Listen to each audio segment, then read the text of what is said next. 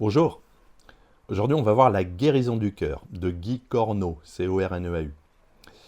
C'est un ouvrage introspectif et thérapeutique dans lequel Guy Corneau, donc un psychanalyste jungien, J-U-N-G-I-E-N, selon Jung, en fait, l'inconscient collectif contient des archétypes, des images et des symboles universels qui ont une signification psychologique profonde pour les êtres humains. Avec ça, on est bien avancé. Et dans le livre, il explore les mécanismes psychologiques, émotionnels et spirituels de la souffrance affective. L'ouvrage est traversé par un double récit, et c'est là où ça devient entre guillemets intéressant, celui de sa propre maladie, donc un cancer, et celui de la maladie de sa compagne, qui décède d'un cancer fulgurant au moment même où il entre en rémission. Cette synchronicité bouleversante l'amène à une profonde remise en question sur le lien entre émotion et maladie, la puissance du deuil et les chemins de la guérison. Le mal de vivre et les blessures du cœur, tout d'abord. Corneau commence son ouvrage par une réflexion sur le mal de vivre, qu'il décrit comme un état d'insatisfaction, de vide intérieur et de quête affective inassouvie. Il relie ses souffrances à des blessures affectives anciennes, souvent inconscientes, issues de l'enfance, ou de relations dysfonctionnelles, ou tout simplement d'un manque d'amour fondamental. Il met en évidence que ce vide affectif non résolu peut s'extérioriser dans le corps sous forme de maladie, comme ce fut le cas pour lui avec son cancer. Il invite à écouter les messages du corps qui expriment ce que l'âme ne peut pas dire. Et il le dit d'ailleurs, la maladie est souvent une manière pour le corps de hurler ce que le cœur n'a jamais pu dire. Ensuite, l'expérience du cancer et la confrontation à la mort. Corneau relate ensuite sa propre traversée de la maladie, de l'annonce du diagnostic jusqu'à la rémission. Il décrit avec une grande honnêteté ses peurs, ses moments de colère, sa solitude, mais aussi le réveil d'un désir de vivre intense et lumineux. Ce parcours n'est pas seulement médical, mais profondément spirituel et psychologique. Il découvre que, pour guérir, il ne suffit pas de soigner le corps, mais de réparer le cœur. Paradoxalement, alors qu'il sort de la maladie, sa compagne tombe gravement malade et décède. Cette douleur extrême, vécue comme une trahison de la vie, devient une épreuve initiatique. Elle l'oblige à s'ouvrir à une dimension plus vaste de l'existence. Ensuite, il évoque le lien entre émotion, psychisme et maladie.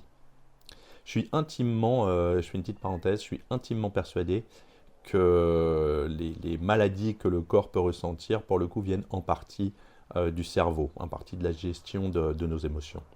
Ça, c'est plus par une expérience personnelle. L'auteur développe l'idée que les émotions refoulées peuvent engendrer des somatisations. Il s'appuie sur la psychanalyse jungienne, mais aussi sur la psychosomatique et la médecine énergétique. Il souligne notamment le rôle du ressentiment, de la colère non exprimée donc, la difficulté à aimer pleinement et à recevoir l'amour, la tendance à se couper des émotions pour éviter la douleur, et la dissociation corps-esprit qui est fréquente chez les personnes malades. Corneau insiste sur la nécessité de réunifier l'être, de réintégrer toutes les parties de soi, c'est-à-dire l'enfant blessé, l'adulte responsable, le corps souffrant et le cœur vulnérable. Il évoque ensuite la puissance du lien affectif. L'amour, et surtout son absence ou son altération, est au centre de ce livre. L'auteur décrit à quel point les blessures affectives sont déterminantes dans notre rapport au monde et à la santé. Il montre comment les relations peuvent à la fois guérir ou détruire, selon le degré de conscience et de responsabilité qu'on y met. Il évoque aussi la mort de sa compagne, comme un miroir de son propre processus de guérison, presque comme si elle avait porté pour lui une part de la souffrance qu'il n'avait pas affrontée. Et là encore, il nous donne une phrase qui est la suivante. L'amour que l'on donne et celui qu'on n'arrive pas à donner finissent par modeler notre corps. Ensuite, les chemins de la guérison. Donc Corneau propose plusieurs voies pour guérir le cœur, en l'occurrence 6 voies. La thérapie, donc individuelle ou de groupe, le travail sur l'enfant intérieur, la créativité et l'expression émotionnelle, comme dessin, théâtre, musique, la méditation et la spiritualité, la reconnexion au corps et aux sensations, et enfin, le pardon, surtout envers soi-même. Il insiste sur l'importance de la responsabilité affective, c'est-à-dire la capacité à reconnaître ses besoins, à poser des limites et à sortir de la dépendance affective. Enfin, en dernier, il nous parle de l'après, renaître à soi-même. Guy Corneau y décrit sa transformation intérieure. Sa perception du monde a changé.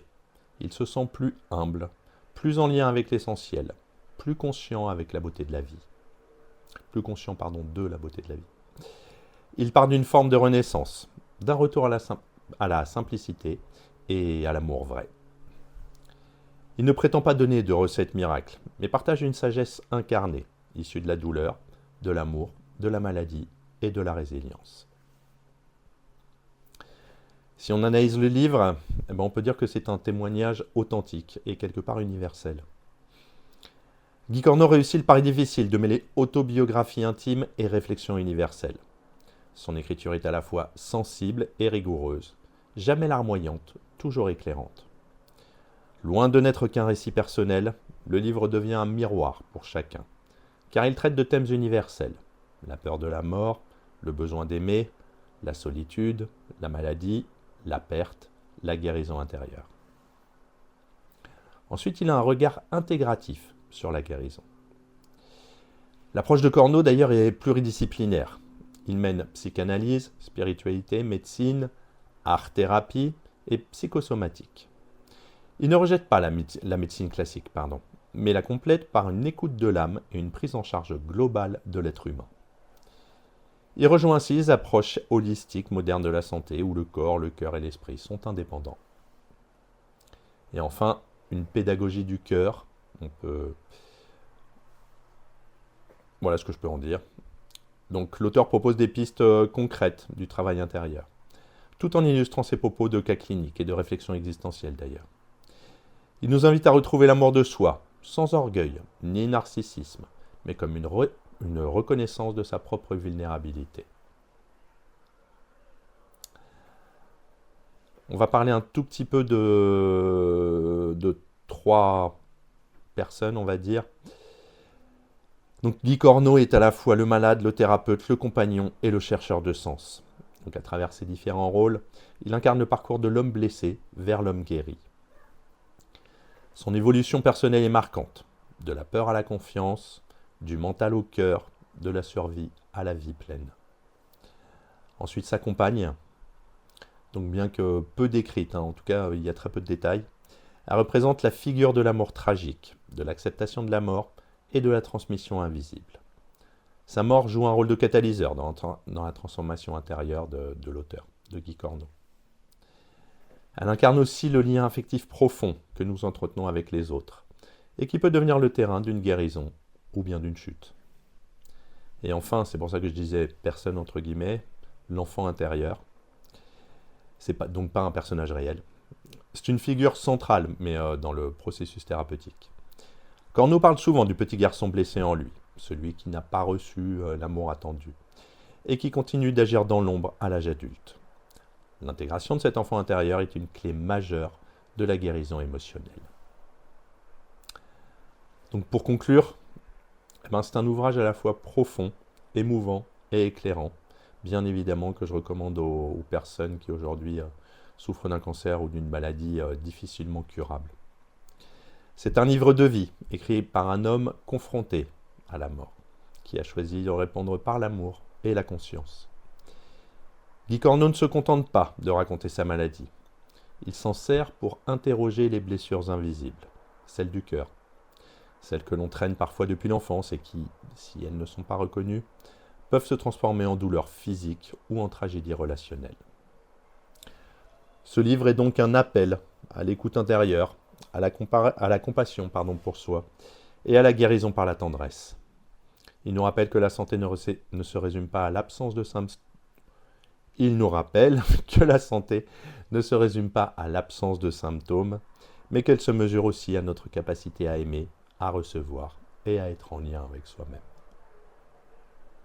À bientôt.